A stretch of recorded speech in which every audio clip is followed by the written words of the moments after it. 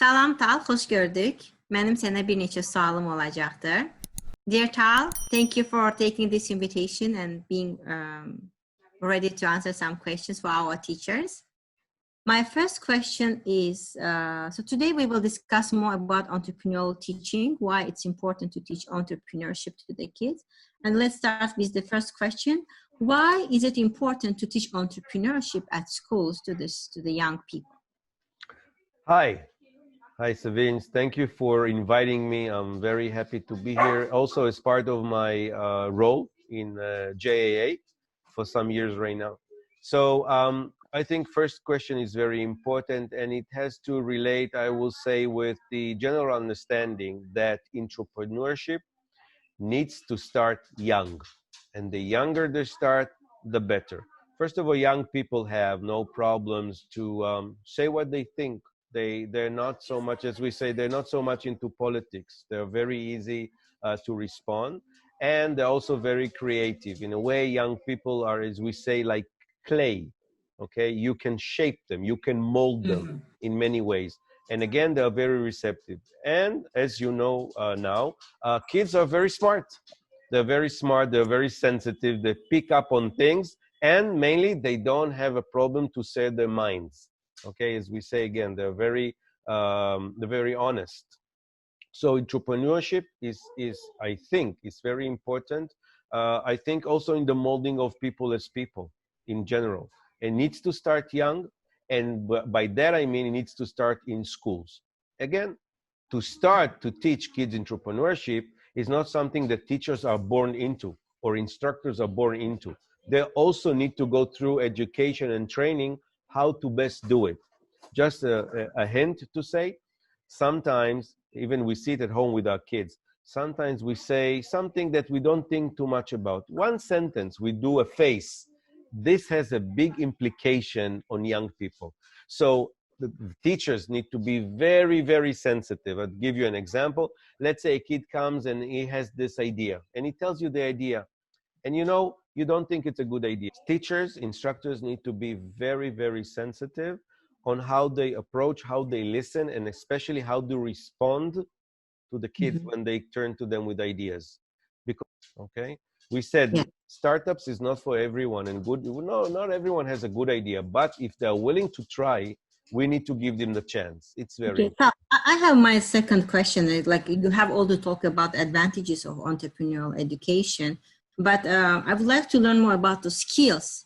What are the key skills that kids learn when they start entrepreneurship, or they start their first entrepreneurial experience?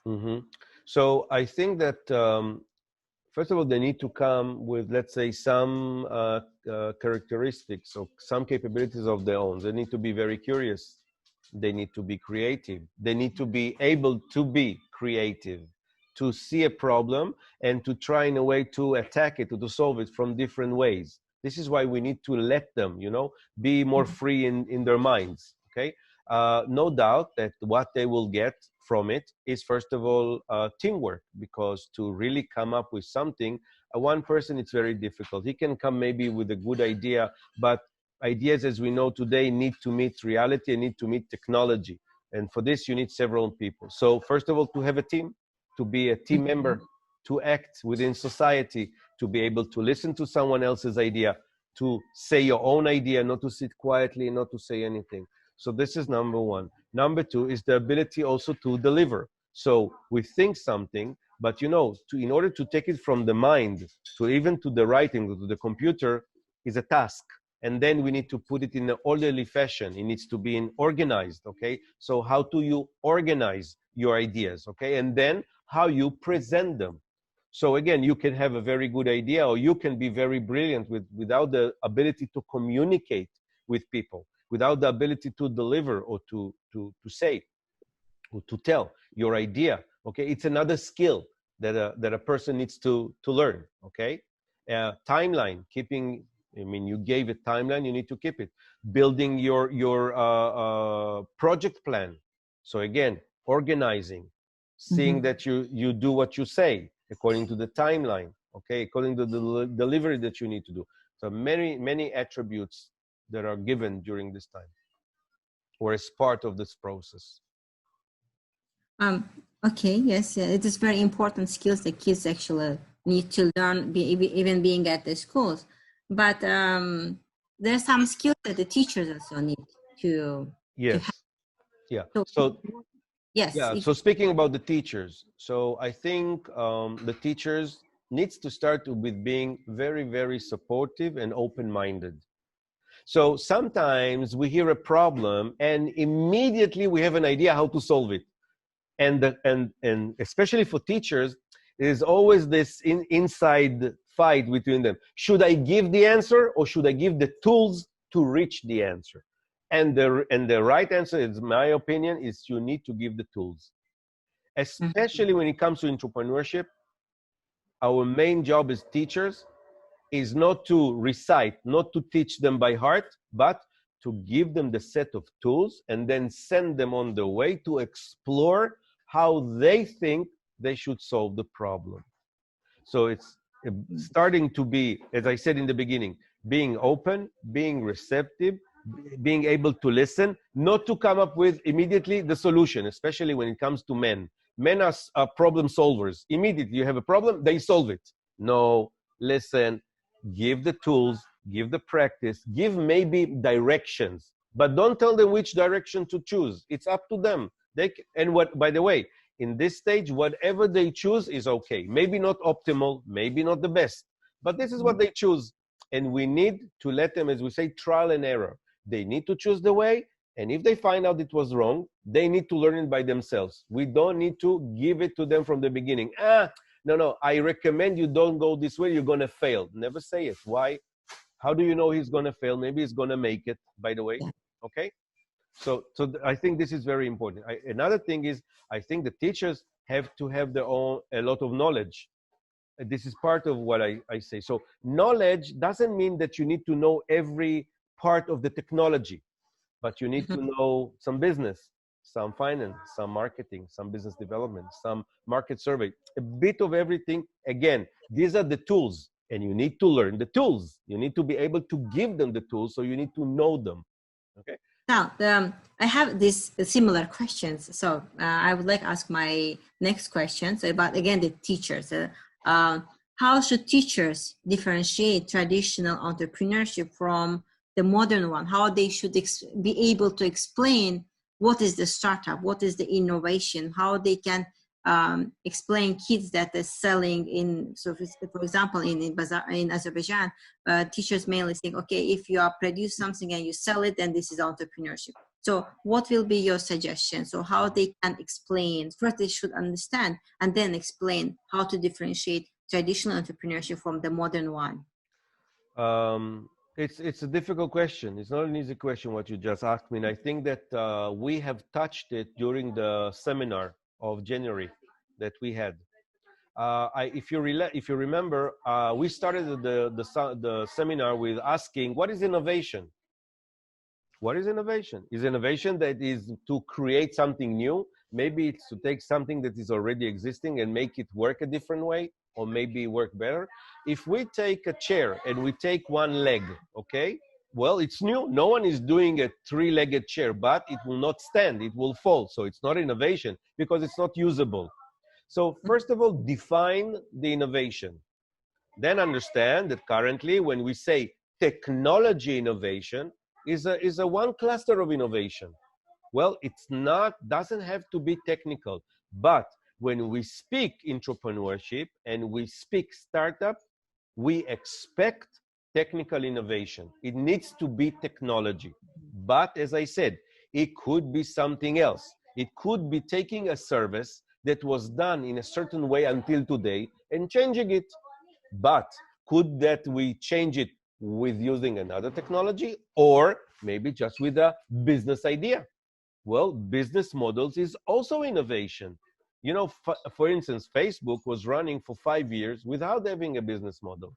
Still it survived. Still it's a huge company. Okay, still doing billions and billions of dollars before having a business model. So when we think about innovation, we would say, first of all, about startups, we will think about technology. Otherwise, we will call it a small business. For instance, if I want to sell shirts and I have a brain idea, so I want my cart to stand in the street, to do music and light. Could be that something new, but there is no technology in that. There is no innovation in that. But it's another interesting way of opening a nice small business of selling T-shirts. Okay? Okay. Yes. Yeah.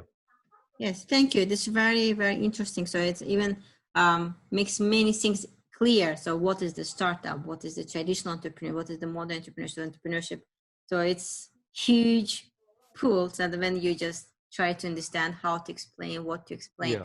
And then I also have when we talk about the teachers, it also include the trainers. So as you mentioned, in January, we had a training for our trainers, but in Azerbaijan, Junior Achievement also try to involve more teachers, not only from Baku, but from the regions, to teach entrepreneurship. So I have one very interesting question. So in order to be a trainer or teacher of entrepreneurship, should they be entrepreneurs or should they have entrepreneurial experience before teaching entrepreneurship? It's not important? So, you know, I think in almost every profession, like let's say a football coach or a basketball coach, does he need to be a player before?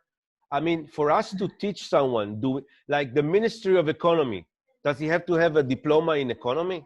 Or the Justice Ministry, does he need to be a lawyer? Well, no.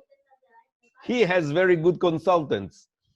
Teachers on this part are a little bit different. This is why we take them through seminars. So you don't need really to invent your own startup if we can in a way simulate how could that be, okay? Or maybe you can go online and learn, for sure. This is, we say when someone had a good meal, you know, his stomach is full, yes. It's very difficult for him to understand someone who is starving right now because his stomach is full. So what we're saying, you need to walk the walk and talk the talk in order to give advice to someone who is on his way. Yes. I think that it will for sure be helpful for someone who teaches entrepreneurship to go through the process. But I think that if you get the right tools and the right training and a bit of simulation, it doesn't really necessarily needs you to start your own startup, but at least, as I said, know the tools that you need to give any entrepreneurship in order to start the way to become one. So again, what I'm saying in entrepreneurship or about startups, it's a lot about the ability to give from experience and skills. Best would be from your own, but again, could be taught. You're not teaching someone really to fly a plane. Okay, if I would tell you, listen, are you a pilot? Yes. How did you become a pilot? I took a few books. I read it. Now I'm a pilot. So we said, no, I'm not flying with you. I don't want. Same here. Okay, but since we're not talking rocket science, we're talking about training at this part. It's a one thing. Later, we are not like talking more theoretical. But when it comes to the practical, I would assume that any startup that wants to get an advice will say, tell me about your startup. Oh, you didn't have one? Thank you. I will go to someone who did have. But for the theoretical part, it's okay to give advice. Okay, so if I sum up what we said, actual teachers, it's good if they go through the process, but also we can organize simulations for them. Then they learn and then start. Exactly. They don't need to go through the entire process of, you know, starting and then failing. We do it rapidly. Start, you fail, good, now over. Let's simulate. This is the advice to junior achievement, actually, how they have to work with the teacher. So first we have to organize simulation for them, and then okay, now you're ready, you can go and teach. Okay, so maybe you almost taught this answer. What are the key skills that require to teach entrepreneurship? This is the main experience if they go through the process. But would you like to underline specific skills? So it's important if you want to teach entrepreneurship. Yes. As you said, I mentioned most, but I will say again, I think first of all, need to be open-minded. Again, why? Because sometimes someone will approach us with something that we don't relate to. But if you close, you're not good for the job. you need to be able to respond, but respond softly. You don't need to be, you know, too hard. And by the way, you're not a judge. You don't need to say right, wrong, left, right. You need to give tools for them to choose. This is teaching. This is teaching. This is theory. Okay? And in theory, we suggest, we give options. It could be this and this and this. And by the way, all options are good. Every number you will say is right. Okay? As long this is not life and death decisions. So this, I think you need to be knowledgeable. I think as a teacher, you need to have the capability, which you have inherently because you're a teacher. So you know how to learn, but you need also to know how to teach. And entrepreneurship is not that different than any other teaching, but I think that different than teaching, let's say, math or literature, here you're teaching someone also that needs business skills, management skills. So you would need to have a bigger array. This is why you need to be able to acquire a lot more information, which will need you to sit on the chair on your bums and learn and learn and learn. Good for us, everything is on the internet. You just need to search at the right place. I think that, again, being, you know, welcoming, smiling, and offering help to anyone, but also helping them understand, that the students, that they need to help others. To create communities is very important. To lead by example. Don't say to someone something that you don't mean or you don't intend even to do just to say something. No, lead by example. And yes, this is why I see many teachers that say, well, I don't know. Once they taste it, they want to become entrepreneurs. You don't know how many teachers started this process and said to me after, let's say, 1 month, 2 weeks, can I talk to you? I said, what? I have an idea for a startup. I said, really? How? I said, no, it just popped to my mind that I need to do something about it. It will happen to you also. It's so exciting. I have a question. Do you have a book that you will recommend to our teachers to read first before starting the teaching? I would recommend reading, first of all, about us, the Startup Nation book. I think it's very nice. And we also have in the Russian language, I have to say. Yeah, it was translated to many languages. And I think that maybe now, maybe not the books, but going on YouTube and seeing people like Eric Ries or people like Simon Sinek, or by the way, any good TED Talk that would speak about, don't go directly to the obvious, I will write entrepreneurship and startups. But again, understand the problem in startups mainly, and I'm speaking maybe about more mature startups, is that they have great ability to deliver technology, but they do lack more management and business. Okay, they're not that strong. This is where the teachers come into role more than speaking about the technology, is speaking about, we say, soft skills on how to create a team, how to manage the team, how to manage the work plan, how to speak to people, how to pitch your presentation. Pitch to presentation, it's not that different if I pitch to you on Zoom, if I stand in front of a live audience, or if I sit with an investor. They're all the same. It's pitching. It's speaking your stories, doing storytelling. These abilities, well, people don't have them, let's say, naturally that good. Some have it, but less. I mean, more people don't have it.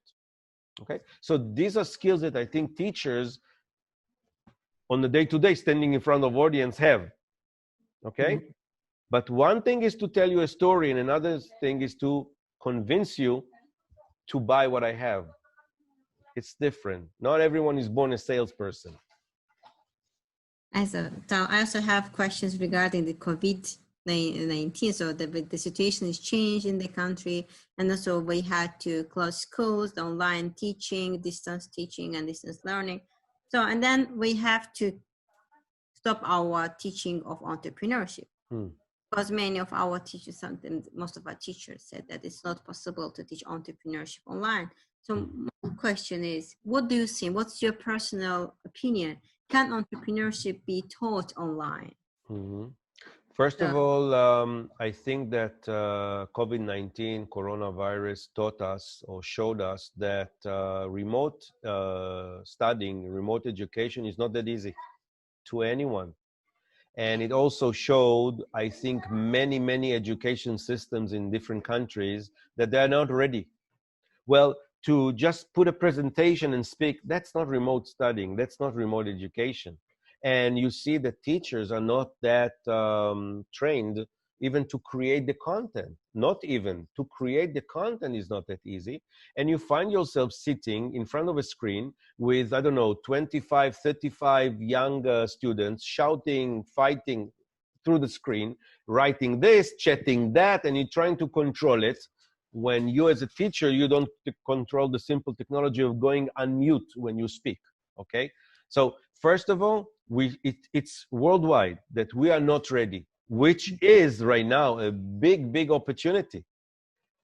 Remote education is going to take, I think, a crucial role in what is coming after Corona. Is everyone now will start to get more ready, meaning it's a lot of, as we say, blue ocean for startups to come up with technologies that will solve it. This is to begin.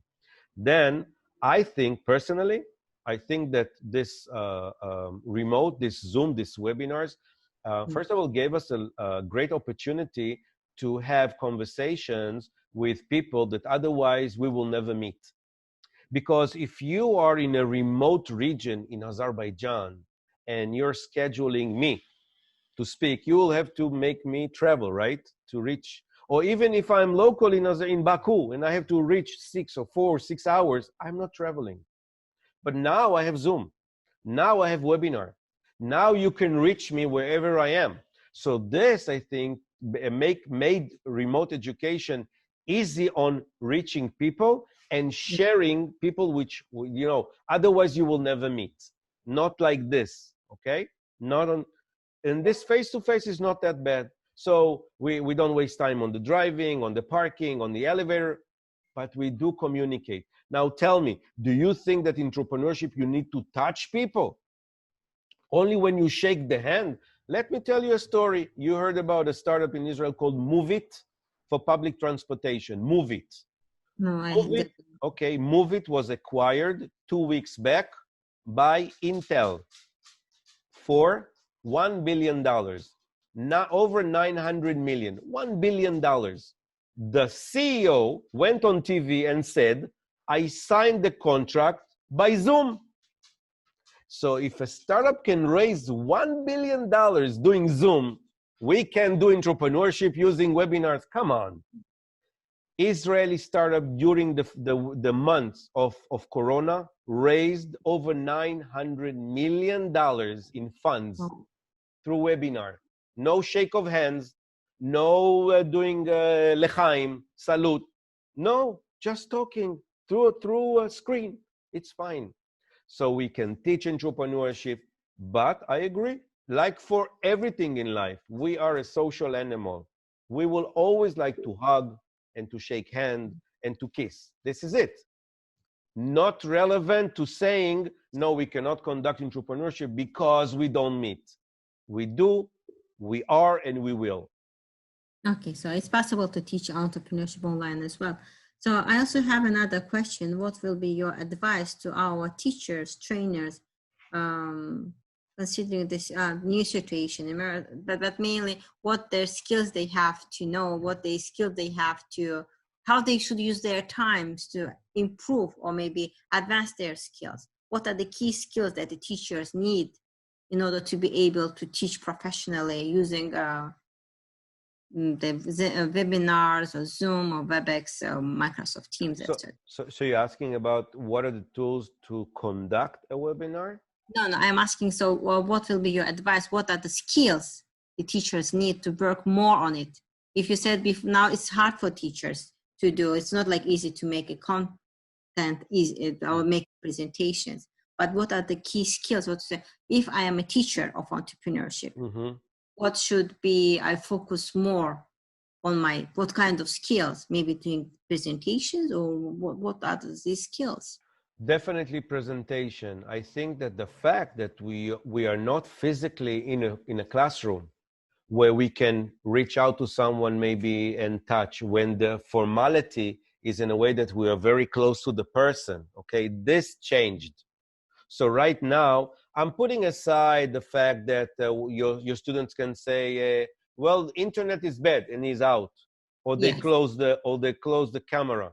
By the way, with Zoom, I control everything. I control what to see, who speaks, mute, unmute, video, not video, recording. I control everything. So first of all, learn the platform. This is very easy because they have videos for everything. Just take 2 or 3 videos, see them, train yourself during, and you will control Zoom, Teams, all the other platforms. It's very easy. Then you will still have to have maybe more skills to keep the classroom engaged. This is the hardest one. Of course, this is the hardest part. So yes, you need to be, I think, stronger. I mean, more precise and more assertive, you know? So there's no fooling around. There's no chatting without you not knowing. And you can control it, by the way, because if they chat private, you don't see it, but you can control it, okay? But when this session becomes you being assertive and they're trying tricks, it's no studying. This is not education. It's harder to keep them engaged. Since this is done through computer, this is where you need to have yourself, let's say, kind of ready-made scenarios that will really bring into effect your students' capabilities. Since now, and in some cases, the students know more technology, they know more software than the teacher. It's okay to tell the students, hey, how about we reverse the role? How about you become teachers? How about you choose YouTube? Fine, let's go YouTube. TikTok, let's go TikTok. Okay, teach me. Teach me.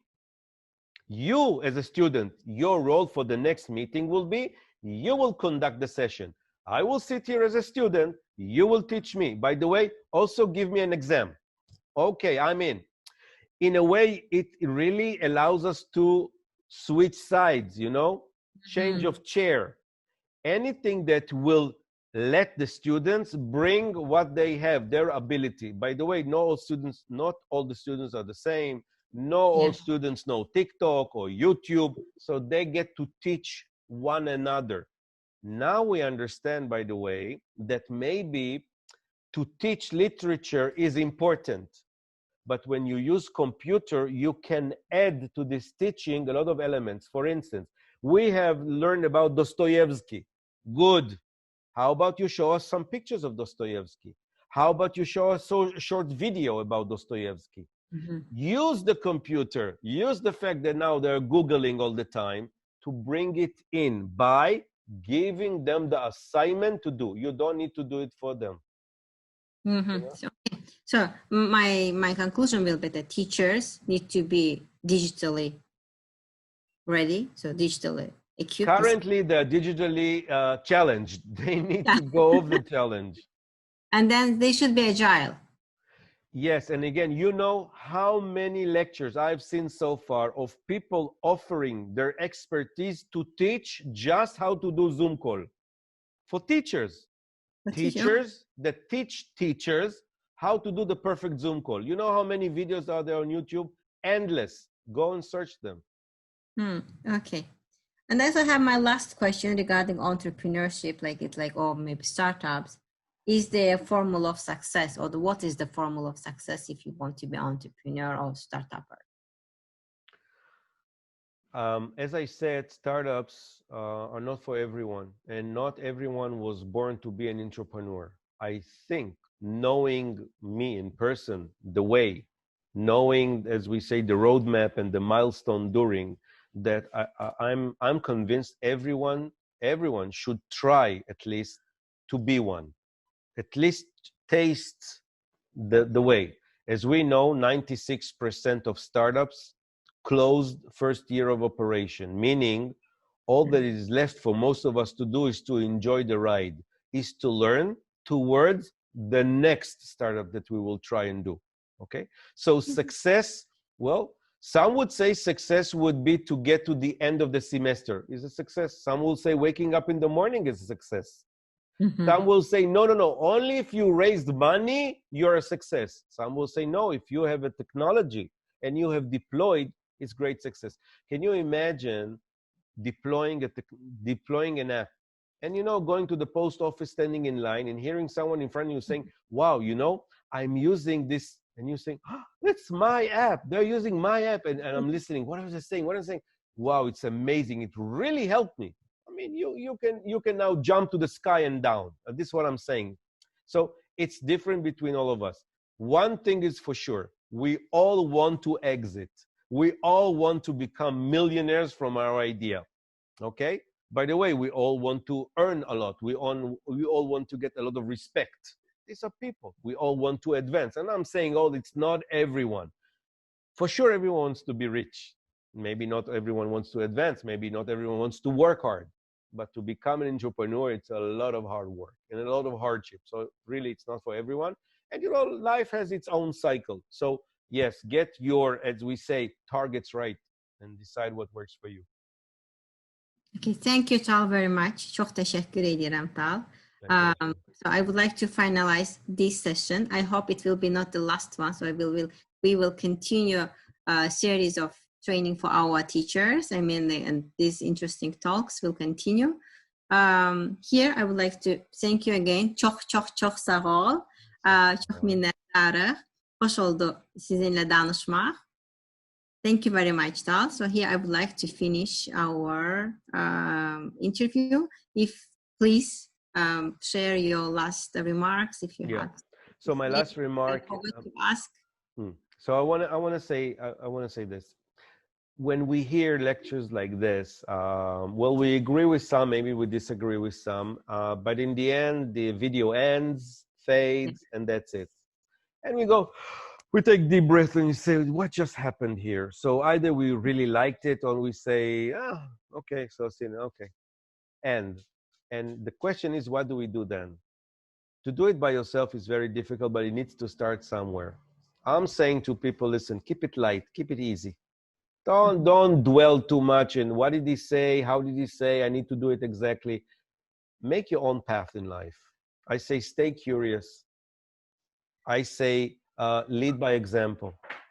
I say, create the opportunity. Don't wait for it to fall to your lap. Create it. I say, be independent. Be open. Communicate with people. Ask people. Get people a response. You don't need to say, hey, I agree. I didn't. Just listen. We all speak a lot. We don't hear enough. Start listening to people, then take it home and think, should I do this? By the way, as you grow up, you will see that things that you did not agree for 5 years ago, currently you agree. And by the way, things that you don't agree today, you will agree in 10 years ahead. So we are all evolving. We are all changing. Keep yourself up to date. Explore, be curious, as I said. And I'm definitely sure that you're going to do something. And even if not, stay healthy. Stay optimistic, stay smiley. I don't know what you do. Do sport, eat green, enjoy life. Thank you for having me, Sevinj. It was great to have such an expert like you with us. My pleasure. Thank you so much. Our teachers, our trainers, they learned, and not only just learn, they are now inspired. Thank you so much. Thank you. I do this. How do you do? My daughter is better. I don't know. Yeah, something like this. But in GA, we do like the triangle. J, yeah. GA triangle. Yes. Triangle. Yes. That's how we do.